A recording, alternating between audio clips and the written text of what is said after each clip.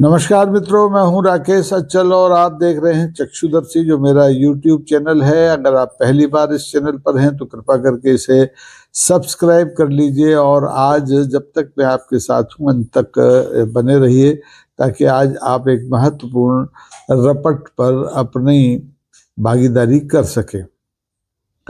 आज तारीख 19 नवंबर है और आज, कल और परसों 3 दिन इस देश के लिए बहुत महत्वपूर्ण है, क्योंकि 23 नवंबर को भारत के मुख्य न्यायाधीश माननीय जस्टिस B.R. गवई साहब सेवानिवृत्त हो रहे हैं। और सेवानिवृत्ति से पहले उन्हें 21-22 2 दिन में और शेष बचे उनके कार्यकाल के, जिसमें उन्हें एक बहुत महत्वपूर्ण मामला है प्रेसिडेंशियल रेफरेंस का, इस पर अपना फैसला सुनाना है, जो कि उन्होंने सुरक्षित करके रखा हुआ है। प्रेसिडेंशियल रेफरेंस का मामला अप्रैल मई में सुर्खियों में आया था, जब कई गैर भाजपा शासित राज्यों के सरकार ने अपने अपने राज्य के राज्यपालों की कारगुजारियों के खिलाफ अदालत में शरण ली थी और कहा था कि ये राज्यपाल जो हैं मनमाने ढंग से विधेयकों को, मंत्रिमंडल और विधानसभा द्वारा पारित विधेयकों को अनिश्चित समय तक के लिए रोक के रख लेते हैं, उन पर दस्तखत नहीं करते हैं। तो इसको लेकर के जब बात बढ़ी तो अदालत ने कहा कि भाई ये अधिकार शायद राज्यपालों को नहीं है, वो अधिकतम समय तक किसी भी विधेयक को दस्तखत करने से मना करें। बात बढ़ी तो इतनी बढ़ी कि इस मामले में राष्ट्रपति महोदया श्रीमती द्रौपदी मुर्मू को हस्तक्षेप करना पड़ा। द्रौपदी मुर्मू ने मई में, शायद मई की बात है, मई में एक अपने जो उनके विशेष अधिकार होते हैं धारा 143(1) के तहत, जो संविधान ने दिए हैं राष्ट्रपति को, उन्होंने सुप्रीम कोर्ट को एक पत्र लिखा, 14 सवाल उसमें पूछे और उसमें यही कहा कि क्या किसी अदालत को ये अधिकार है कि वो किसी राज्यपाल या राष्ट्रपति के अधिकारों को सीमित करे या उनके लिए कार्य सीमा तय करे। तो इस बहुचर्चित मामले में 19 अगस्त 2025 को सुनवाई शुरू हुई थी और 10 सुनवाइयाँ हुई। इस मामले की 10 सुनवाई हुई, भयंकर सुनवाई हुई। और जो पीठ है इस मामले की सुनवाई कर रही थी, उसमें CJI जस्टिस B.R. गवई के अलावा justice Suryakant, justice Vikram Nath, justice P.S. Narasimha, justice A.S. Chandrakar साहब, ये शामिल थे। इन लोगों ने लगातार 10 दिन पक्ष विपक्ष को सुना, सरकार को सुना, और जो गैर भाजपाई राज्य सरकारें हैं उनके पक्ष को सुना। सरकार की ओर से सॉलिसिटर जो जनरल हैं तुषार मेहता साहब, वो पेश हुए।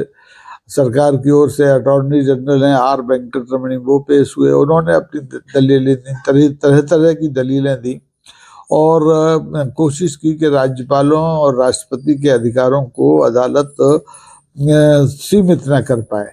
दूसरी तरफ से तमिलनाडु, बंगाल, केरल, कर्नाटक, तेलंगाना, पंजाब और हिमाचल सरकार की ओर से कई विद्वान वकीलों ने इसमें पैरवी की, जिसमें कपिल सिब्बल का नाम सबसे ऊपर है। और ये सुनवाई दर सुनवाई होती रही, लेकिन सरकार, माननीय अदालत ने इस मामले में फैसला देने में जल्दबाजी नहीं की और ये फैसला 11 सितंबर को, जब इस पूरे मामले की सुनवाई हो गई, तो इसको फैसले को सुरक्षित रख लिया। अब 19 सितंबर से 11 सितंबर से 11 अक्टूबर निकल गई, 11 नवंबर निकल गई और आज 19 नवंबर है, यानी 2.25 महीना हो गया है। पूरा देश और ख़ास करके वो राज्यपाल जो विपक्षी सरकारों में, विपक्ष शासित सरकारों में बैठे हुए हैं, वो और खुद राष्ट्रपति इस फैसले का बेसब्री से इंतजार कर रहे हैं। इंतजार तो केंद्र सरकार को भी है, प्रधानमंत्री को भी है, कानून मंत्री को भी है, क्योंकि इस सरकार के इस मामले में सुप्रीम कोर्ट के फैसले पर बहुत से राज्यपालों का और राष्ट्रपति के अधिकार क्षेत्रों का जो मामला है वो लटका हुआ है। सवाल ये है कि क्या कोई अदालत किसी राज्यपाल को या किसी राष्ट्रपति को ये कह सकती है कि वो किस निर्धारित अवधि में विधेयकों को स्वीकार या अस्वीकार करे। अभी तक ऐसा हुआ नहीं है, लेकिन ये पहली बार मामला सुप्रीम कोर्ट के सामने आया है, जिसमें सुप्रीम कोर्ट से ये निवेदन किया गया है राज्य सरकारों की ओर से कि वो राज्यपालों की जो तानाशाही है उसको नियंत्रित करे, क्योंकि बहुत से राज्यपाल जो हैं वो केंद्र सरकार के इशारे पर राज्य सरकारों द्वारा पारित विधेयकों को लटकाए हुए हैं, उन पर दस्तखत नहीं कर रहे हैं जानबूझकर, उनका इंटेंशन ठीक नहीं है। ऐसे तरह तरह के आरोप लगाए गए और ये भी कहा गया कि ये जो हमारे भारत की जो संघीय व्यवस्था है, गणराज्य की परिकल्पना है, उसमें ये एक बहुत बड़ी बाधा है।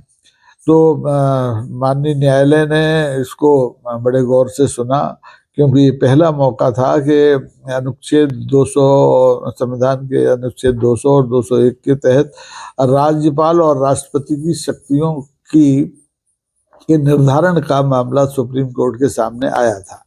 और ये भी पहला मौका था कि किसी राष्ट्रपति ने सुप्रीम कोर्ट को पत्र लिख करके, और वो भी विस्तार में 14 बिंदुओं पर पत्र लिख करके ये राय मांगी थी कि वो बताए कि क्या कोई अदालत राज्यपालों और राष्ट्रपति के अधिकारों को सीमित कर सकती है, उनके लिए समय सीमा निर्धारित कर सकती है। तो एक तरह से ये कार्यपालिका और विधायिका के बीच का टकराव है, और इस टकराव को एक हमेशा के लिए टालने के लिए जरूरी है कि कोई ना कोई एक फैसला आए, और चूंकि मामला देश की सबसे बड़ी अदालत के पास है, इसलिए ये बहुत महत्वपूर्ण हो गया। और मजे की बात यह है कि हमारे जो मुख्य न्यायाधीश हैं वो इस मामले में फैसला देने में लगातार सतर्कता बरतते रहे। उन्होंने 11 सितंबर को सुनवाई तो कर ली, लेकिन फैसला सुनाया नहीं। ऐसे बहुत से फैसले होते हैं जैसे माननीय अदालतें सुरक्षित रख लेती हैं, हाई कोर्टों में भी रखती हैं, नीचे की कोर्टों में भी रखती हैं, सुप्रीम कोर्ट में भी रखती हैं। वक्फ बोर्ड पर आपने देखा ही था कि माननीय सुप्रीम कोर्ट ने सुनवाई के बाद फैसले को सुरक्षित रखा और एक माकूल समय पर उसे सुनाया। अब ये है कि माननीय जो हमारे मुख्य न्यायाधीश हैं भारत के, जस्टिस BR गवई साहब, उनके पास कुल 3 कार्य दिवस बचे हैं। एक आज का, एक कल 20 तारीख और एक 21 तारीख। 22 तारीख को शनिवार है, अदालत काम नहीं करती है, और 23 तारीख को भी रविवार है, अदालत काम नहीं करेगी, और 23 तारीख को माननीय गवई साहब का जो कार्यकाल है पूरा हो जाएगा। तो ऐसे में क्या गवई साहब इस बहुप्रतीक्षित फैसले को सुनाएंगे या फिर इस फैसले को बिना सुनाए ही सेवानिवृत्त हो जाएंगे? क्योंकि माननीय अदालत का ये जो फैसला है ये किसी हाइड्रोजन बम से कम नहीं है। जैसे हाइड्रोजन बम और बम तमाम पटाखे विपक्ष के नेता राहुल गांधी फोड़ते रहते हैं, इसी तरह से माननीय अदालत के हाथ में भी ये फैसला एक हाइड्रोजन बम जैसा है। ये अगर सरकार के खिलाफ जाता है तो आप समझिए कि जो हमारे संघीय व्यवस्था है उनके रिश्तों में एक नई इबारत लिखी जाएगी, एक नया नजीर बन जाएगा।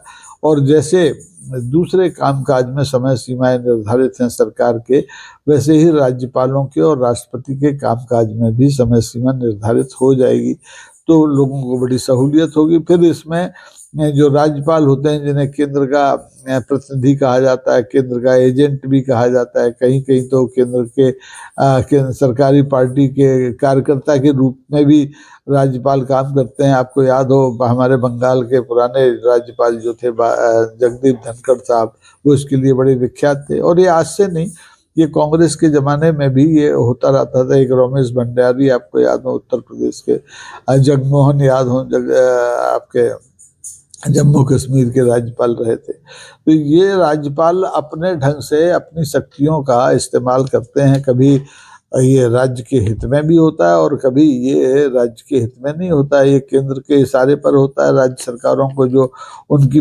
पार्टी की सरकारें नहीं है, जिनमें उनको परेशान करने के लिए राज्यपाल अपने अधिकारों का दुरुपयोग भी करते हैं। ऐसे आरोप शुरू से लगते आए, आज से नहीं बात। ये नहीं कि ये भारतीय जनता पार्टी के सत्ता में आने के बाद से ही आरोप लगे हों। ये आरोप कांग्रेस के ज़माने में भी बहुत लगते थे, लेकिन ये पहला मौका है कि ये जो मामला है संविधान पीठ के सामने आया है सुनवाई के लिए, और इसमें अब फैसला होना बाकी है।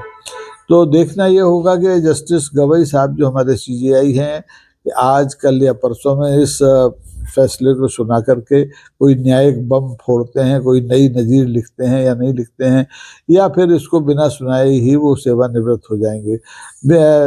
विशेषज्ञों का ये कहना है कि अगर इस सुरक्षित फैसले को सीजेआई सुनाकर नहीं जाते हैं तो फिर इस फैसले पर नए सिरे से सुनवाई होगी जब नए सीजेआई आएंगे, ऐसी व्यवस्था है। लेकिन मुझे लगता है कि जस्टिस गवई के और केंद्र सरकार के जो रिश्ते हैं इस समय वो बड़े तनावपूर्ण हैं, उनमें कोई सौजन्य बचा नहीं है। क्योंकि पिछले दिनों आपने देखा कि जस्टिस गवई की माताजी को आरएसएस ने अपने शताब्दी समारोह में बुलाया था और उन्होंने जाने से इनकार कर दिया। तब से जस्टिस गवई के प्रति केंद्र सरकार की दृष्टि बदली हुई है, और जस्टिस गवई की भी दृष्टि केंद्र सरकार के प्रति पहले जैसी नहीं है। वो अम्बेडकरवादी हैं, उनके पिता राजनीति में थे और जनप्रतिनिधि भी रहे, सदस्य भी रहे। रिपब्लिकन पार्टी शायद उनके पिताजी की पार्टी का नाम है।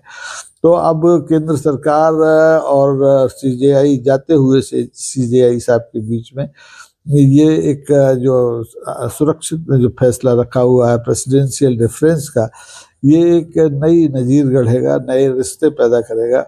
अब सीजेआई ने तो कहा है गवई साहब ने कि वो सेवानिवृत्ति के बाद कोई पद नहीं लेंगे। जैसे जस्टिस पूर्व सीजेआई जस्टिस चंद्रचूड़ ने पढ़ाने का काम ले लिया है किसी उसमें विधि संस्थान में, तो ऐसा जस्टिस गवई ने कहा कि वो ऐसा कुछ नहीं करेंगे। लेकिन लोगों का ये मानना है कि जस्टिस गवई सेवानिवृत्त होने के बाद अपने पिता की पार्टी रिपब्लिकन पार्टी को फिर से सक्रिय कर सकते हैं और राजनीति में आ सकते हैं। वो महाराष्ट्र राज्य से आते हैं, और जब वो उन्होंने जस्टिस बने सीजेआई बने जब भारत के, तो जब वो महाराष्ट्र गए तो उनकी बड़ी बेकदरी महाराष्ट्र की डबल इंजन की सरकार ने की।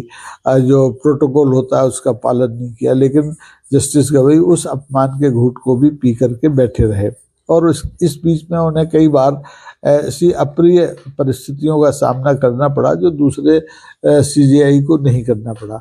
अब लोग जस्टिस गवई के जो इस फैसले का इंतजार कर रहे हैं, और इस फैसले से ये तय हो जाएगा कि जस्टिस गवई अपने जमीर के साथ खड़े हैं या दूसरे लोगों की तरह या दूसरे सीजेआई की तरह सत्तान्मुख हो गए हैं। तो सब कुछ भविष्य के गर्त में है, और इसको देखना बड़ा दिलचस्प होगा। क्योंकि प्रेसिडेंशियल रेफरेंस के इस दिलचस्प मामले में अगर सुप्रीम कोर्ट ने एक बार लक्ष्मण रेखा तय कर दी राज्यपालों के लिए और राष्ट्रपति के लिए, तो फिर इन राज्यपालों का कठपुतली होकर के काम करना बड़ा मुश्किल हो जाएगा। और कोई भी पार्टी की सरकार हो, वो राज्यपालों को कठपुतली की तरह इस्तेमाल करना चाहती है अपने विरोधी पार्टी की सरकारों को परेशान करने के लिए। तो अब देखना है कि राज्यपालों की जो कठपुतली के तार हैं जो केंद्र के हाथ में होते हैं, वो कटते हैं या बरकरार रहते हैं। तो अब आपको आज 19 तारीख हो गई, जैसा कि मैंने पहले कहा, आज इंतजार करना है, कल इंतजार करना है और परसों इंतजार करना है। 22 तारीख तक इस बहुप्रतीक्षित फैसले को सुने जाने के लिए लोग उत्सुक रहेंगे। अगर 22 को ये फैसला आ गया तो निश्चित तौर पर बहुत कुछ बदलेगा इस देश में। न्यायिक पालिका के और कार्यपालिका के विधायिका के रिश्तों में भी बहुत तब्दीली आएगी। तो आप भी नज़र रखिए इस बहुप्रतीक्षित फैसले पर कि कब सुनाया जाता है और उसमें कहा क्या जाता है। आज का अगर ये एपिसोड आपको पसंद है तो कृपा करके मैं फिर से वही निवेदन करूँगा कि इसे सब्सक्राइब कीजिए, लाइक कीजिए, शेयर कीजिए, और ये कुछ ना कीजिए तो प्रतिक्रिया जरूर दीजिए, क्योंकि प्रतिक्रिया हमारे लिए बहुत महत्वपूर्ण है। उसी से हम आने वाले दिनों के लिए अपने विषयों का निर्धारण करते हैं और अपने इन कार्यक्रमों को उन्नयन करने की कोशिश करते हैं। तो आज के लिए बस इतना ही। देखते रहिए चक्षुदर्शी। बहुत बहुत धन्यवाद। नमस्कार। जय हिंद।